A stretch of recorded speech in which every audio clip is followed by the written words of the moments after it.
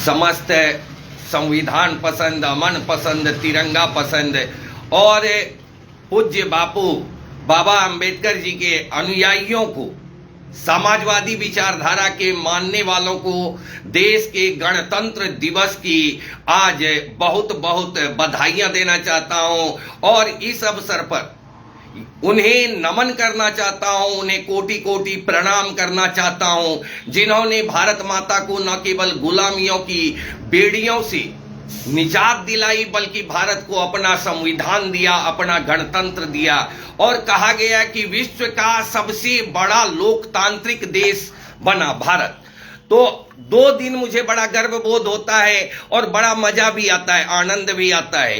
15 अगस्त को दोहरी खुशी होती है। एक तो देश आजाद हुआ, इसका जश्न हर भारतवासी के दिल में होता है, दिमाग में होता है, चाहे वो भारतवासी अमेरिका में ही क्यों नहीं रह रहा हो, लेकिन वो 15 अगस्त को गर्वानुभूति महसूस करता है कि मेरे देश ने, मेरे मुल्क ने आज के दिन ही आजादी पाई थी और अंग्रेजों को खदेड़ दिया था। दूसरी खुशी मुझे इसलिए मिलती है कि उस दिन देखता हूं गोडसे की औलादें भी गांधी बापू को फूल चढ़ा रही होती है। आजादी के दिन, स्वतंत्रता दिवस के दिन, 15 अगस्त के दिन मुझे दोहरी खुशी होती है। पहली खुशी मिलती है देश की आजादी हुई, इसके लिए खुश होता हूं। दूसरी खुशी मिलती है यह देखकर कि देखो गोडसे की औलादें भी गांधी जी को प्रणाम करती हैं। चलो ये तो है, ये गांधी जी के डंडे का कमाल है, अंबेडकर जी के संविधान का कमाल है कि आज भी अभिव्यक्ति मैं कर पा रहा हूं, वरना इस सरकार ने अभिव्यक्ति को तो खत्म ही कर दिया है। जो थोड़ा सा जिंदा है वो देन संविधान का है और उसी को मिटाने में सरकार लगी हुई है। खैर, आज जब देश का गणतंत्र, आज जब हमारे मुल्क का लोकतंत्र खतरे में चल रहा है, कोई कहता है हिंदू खतरे में, कोई कहता है मुसलमान खतरे में, और देश का लोकतंत्र खतरे में पड़ गया है। 2014 से देश का लोकतंत्र सतत खतरे में गहराई की ओर जाता जा रहा है। दिलखुशा जी का हार्दिक अभिनंदन करता हूं। देश का लोकतंत्र खतरे में पड़ गया है, हिंदू मुसलमान कोई खतरे में नहीं, सब अपनी जगह पर ठीक है नेतागिरी के लिए, रोटी सेकने के लिए। असल में अगर कुछ खतरे में है तो देश का संविधान खतरे में आ गया है, देश का लोकतंत्र खतरे में आ गया है और जनता पूरी खतरे में चल रही है, बाकी सब मजे में है। हमें पता है, पढ़ाया जाता था प्रस्तावना में, छोटी कक्षाओं में स्कूल जाते थे तो हमें पहले किताब में प्रार्थना होती थी, पंक्तिबद्ध होना होता था, फिर प्रार्थना होती थी और प्रार्थना के बाद संविधान की प्रस्तावना पढ़ाई जाती थी।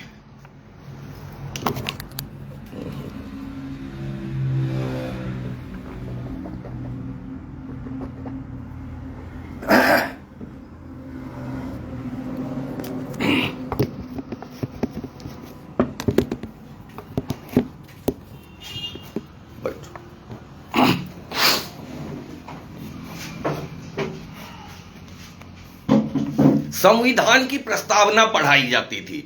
संविधान की दिलखुशा जी का अभिनंदन करता हूं। अभी कांग्रेस जिला अध्यक्षा जुटी थी अररिया, सुशीला शाह जी, उनका भी हार्दिक अभिनंदन करता हूं अपने इस लाइव में। तो हमें बचपन में स्कूल में प्रार्थना के बाद संविधान की प्रस्तावना पढ़ाई जाती थी। संविधान का सारा निचोड़, जो इतना बड़ा वो ग्रंथ है संविधान, उसका सारा निचोड़ इन 3 पंक्तियों में बताया गया था कि ये हमें बचपन से पढ़ाया जाता था ताकि हमारे दिल और दिमाग में संविधान के प्रति आस्था बनी रहे, हम समझ पाए कि हमारे मुल्क का संविधान क्या कहता है, कि हम भारत के लोग भारत को, जी हाँ, दिलखुशा जी ने लिखा है पूरा प्रस्तावना, तो हमें पढ़ाया जाता था, हम भारत के लोग भारत को एक संपूर्ण प्रभुत्व संपन्न समाजवादी पंथ निरपेक्ष, शब्द गंभीर हैं कि इन शब्दों का आज बलात्कार हो गया है, हत्या हो रही है, सामूहिक नरसंहार की तरह सामूहिक संविधान जलाया जा रहा है।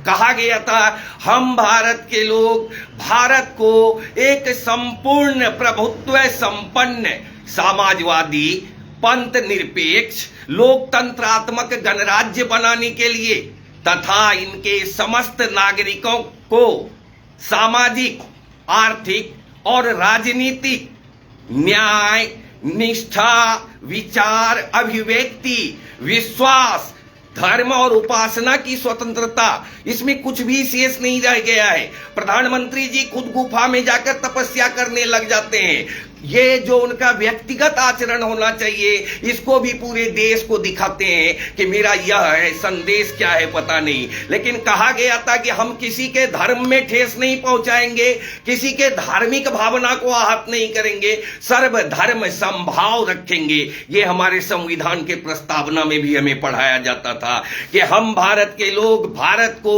एक संपूर्ण प्रभुत्व संपन्न समाजवादी पंथ निरपेक्ष लोकतंत्रात्मक गणराज्य बनाने के लिए तथा उसके समस्त नागरिकों को सामाजिक, आर्थिक और राजनीतिक, ये सामाजिक, आर्थिक और राजनीतिक न्याय, विचार, अभिव्यक्ति, विश्वास, धर्म और उपासना का अधिकार, ये सब कुछ देने की बात कही थी कि धर्म और उपासना की स्वतंत्रता, प्रतिष्ठा और अवसर की समता प्राप्त कराने वाली बंधुता बढ़ाने के लिए ये हमारे संविधान में कहा गया था। और उसके जगह आज क्या हो रहा है, कहीं पे मॉब लिंचिंग कर दी जा रही है, भीड़ जुटती है, ऑन ड्यूटी इंस्पेक्टर को मार देती है। क्या ये संविधान की हत्या नहीं है? 11 महीने तक किसान आंदोलन स्थल पर बैठे रहते हैं। वो किसान जिसके बारे कहा जाता है कि भारत कृषि प्रधान देश है, ऐसा कृषि प्रधान देश जहां आंदोलन करते 600 किसान मर जाते हैं और प्रधानमंत्री लाल किले की घेराबंदी करवाते हैं, तार के बाड़े घेरवाते हैं, दिल्ली की सड़कों पर कीले लगवाते हैं ताकि किसान आंदोलन की आग उन तक नहीं पहुंचे। ये सब कुछ देश के संविधान के हत्या का ही प्रयास है बंधु। इसलिए प्रस्तावना को पढ़ना बंद किया गया ताकि संविधान शब्द से बच्चे ये रह जाएं, अनभिज्ञ रह जाएं, अपरिचित रह जाएं और मनुवाद को अपना संविधान मान लें, मनुवाद को ही कहें कि यही देश पर इसी का कानून चलेगा कि हम भारत के लोग भारत को एक संपूर्ण प्रभुत्व संपन्न समाजवादी पंथ निरपेक्ष लोकतंत्रात्मक गणराज्य बनाने के लिए तथा उसके समस्त नागरिकों को सामाजिक, आर्थिक और राजनीतिक न्याय, विचार, अभिव्यक्ति, विश्वास, धर्म और उपासना की स्वतंत्रता, प्रतिष्ठा और अवसर की समता प्राप्त कराने के लिए तथा उन सब में व्यक्ति की गरिमा, राष्ट्र की एकता, अखंडता और सुनिश्चित करने वाली बंधुता बढ़ाने के लिए दृढ़ संकल्पित होकर एतद द्वारा इस संविधान को अंगीकृत, अधिनियमित और आत्मार्पित करते हैं। जय हिंद। तो ये हमें बचपन से पढ़ाया जाता था, जिससे आज के बच्चों को अनजान रखा जा रहा है, दूर रखा जा रहा है, बल्कि उन्हें फिर ले जाया जा रहा उस पद्धति में जहां मूर्ति के पूजा हो, आडंबर हो, पाखंड हो, लोग मंदिर मस्जिद में उलझे रहे, लोग श्मशान कब्रिस्तान में उलझे रहे, न रोजगार की चिंता रहे, न महंगाई का कोई गम हो, न ही तो परिवार में हो रहे मौतों का कोई डर हो, बढ़ रही बेरोजगारी का कोई खौफ हो, बस सिर्फ और सिर्फ एक विषय हो, वो हो हिंदू मुसलमान, जो भारत के आत्मा का खंडन करती है, भारत के टुकड़े टुकड़े में बांटती है। आज लोकतंत्र खतरे में है, आज देश का संविधान खतरे में है, आज फिर बापू और अंबेडकर का स्वप्न जो उन्होंने कल का भारत देखा था वो खतरे में आ गया है। आज इंसानियत खतरे में है, मानवता खतरे में है, खतरे में नौनिहाल हैं, युवा हैं जो बेरोजगार हो गए हैं।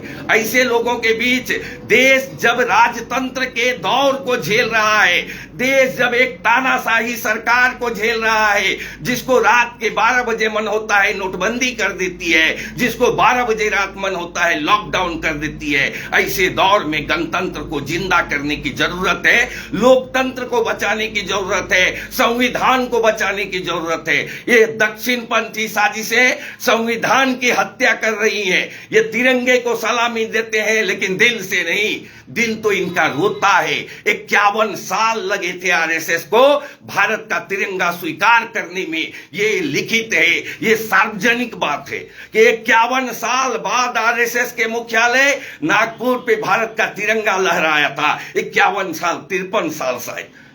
तो वो लोग क्या जाने क्या है संविधान। लेकिन आप हम खड़े होइए, संविधान नहीं रहा तो आप हम नहीं रहेंगे, फिर से हमें गुलाम बनाने की तैयारी है। आप सबों को प्रणाम, नमस्कार, सलाम, आदाब, सत श्री अकाल कहता हूं। आज तमाम जो इस राष्ट्र के लिए शहीद हुए हैं, हमें यह स्वर्णिम दिन देने के लिए शहीद हुए, कुर्बानी दी, उन्हें कोटि कोटि प्रणाम, सत सत बार नमन करता हूं। आज भी जो देश के सीमाओं में खड़े हैं, देश के रक्षा के लिए अपने आत्म बलिदान देने को तैयार होकर उन सभी जवानों को प्रणाम करता हूं, उन सभी जवानों को सलाम करता हूं जो हमारे बीच नहीं रहे, उन्हें भी नमन करता हूं। जय हिंद।